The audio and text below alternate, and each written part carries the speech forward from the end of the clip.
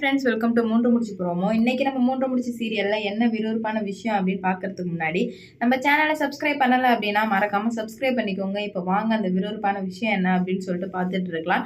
இவ்வளோ நாளாக வந்துட்டு நம்ம நந்தினி வந்துட்டு சும்மா தான் வச்சிருந்தாரு சூர்யா சார். உண்மையாவே ஆனால் சும்மா தான் வச்சிருந்தாரு. ஏன் அப்படின்னு பார்த்தீங்கன்னா வந்துட்டு சுந்தரவல்லியை பழி வாங்கணும், தன்னோட தாய் குலத்தை பழிவாங்கி வெறுப்பேற்றி அதில் வந்துட்டு குளிர்காயிறவர் தான் நம்ம சூர்யா சார். இப்படி இருக்கும் பட்சத்தில் தான் வந்துட்டு நம்ம நந்தினியை கொஞ்சம் கொஞ்சம் பிடிக்க ஆரம்பிக்குது சூர்யா சாருக்கு. ஏன்னா வந்துட்டு எவ்வளோதான் நம்ம நந்தினி யார் கஷ்டப்படுத்தினாலும் நந்தினி வந்துட்டு அமைதியாக தான், எந்த பிரச்சனையுமே பண்ணாமல் அமைதியாக தான் இருப்பாங்க. இதெல்லாம் சூர்யா சாருக்கு எப்படி புரிய வருது அப்படின்னு பார்த்தீங்கன்னா, ஏன்னா ரெஜிஸ்டர் மேரேஜ் பண்ண போகும்போது நம்ம நந்தினிக்கே தெரியாம தான் அந்த இடத்துக்கு கூட்டு வந்தாங்க. ஆனால் வந்துட்டு சுந்தரவல்லி அங்கேருந்து வந்தாங்க.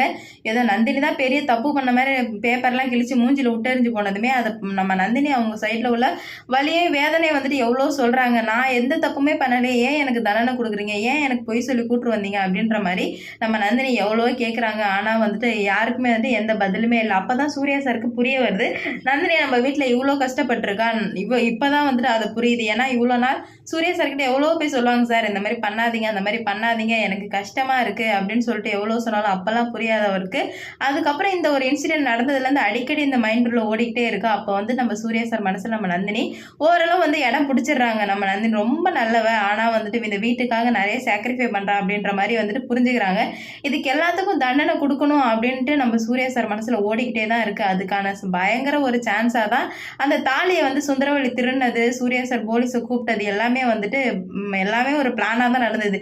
எப்படியும் வந்துட்டு இவ்வளோ நாள் பண்ணதுக்கு கண்டிப்பாக போலீஸில் கம்பி என்னதான் வந்துட்டு இவங்க அடங்குவாங்க. ஏன்னா மனுஷங்களை மதிக்க தெரிந்தாதவங்க இந்த உலகத்துல இருக்கவே கூடாது. அப்படி இருக்கணும் அப்படின்னா எந்த இடத்துல இருக்கணுமோ அந்த இடத்துல தான் இருக்கணும், அது ஜெயில் தான் கரெக்டாக இருக்கும் அப்படின்னு சூர்யா சார் யோசிச்சு தான் வந்துட்டு போலீஸை கூப்பிட்டாரு. ஏன்னா அவருக்கு நல்லா தெரியும் சுந்தரவல்லியை தவிர இப்படி ஒரு கேவலமான வேலை யாராலையும் பார்க்க முடியாது அப்படின்னு சொல்லிட்டு அதனால தான் போலீஸை கூப்பிட்டாது.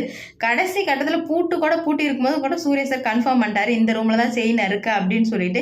கடைசி செகண்ட், அதாவது சுந்தரவல்லியை பிடிச்சி ஜெயிலில் போடும்போது கரெக்டாக நந்தினி வந்து என்கிட்ட தான் இருக்குது செயின் அப்படின்னு சொல்லிட்டு ஒரு வார்த்தை சொன்னாங்களா, அதில் தான் நம்ம சூர்யா சாருக்கு பயங்கர டென்ஷன் ஆகிடுச்சு. இவள் பண்ணலன்னு எனக்கு நல்லா தெரியும், இவள் எதுக்கு இந்த மாதிரி பண்ணிகிட்டு இருக்கா, இதுக்கு மேலே வந்து அவகிட்ட பேசக்கூடாது போகக்கூடாது அப்படின்ற மாதிரி மனசில் நினச்சி நந்தினி கூட சுத்தமாக பேசுறது ஸ்டாப்பே பண்ணிட்டாரு.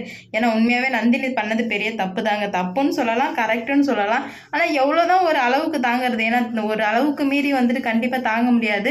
ஆனால் நம்ம நந்தினி ஏன் இவ்வளோ பொறுத்து போகிறாங்கன்னே தெரில. சுந்தரவல்லிக்காக மட்டும்தான் இவ்வளோ பண்ணுறாங்க. ஆனால் வந்துட்டு இது சூர்யா சாருக்கு புரியுமா புரியாதா, இல்லை புரிஞ்சுக்க போகிறாரா என்ன அப்படின்னு சொல்லிட்டு தெரில. பொறுத்திருந்து பார்க்கலாம். இந்த வீடியோ பிடிச்சிருந்தா லைக் பண்ணுங்கள், ஷேர் பண்ணுங்கள், கமெண்ட் பண்ணுங்கள். இது போன்ற வீடியோ சீரியல் அப்டேட் தெரிஞ்சுக்க நம்ம சேனலை மறக்காமல் சப்ஸ்கிரைப் பண்ணிக்கோங்க.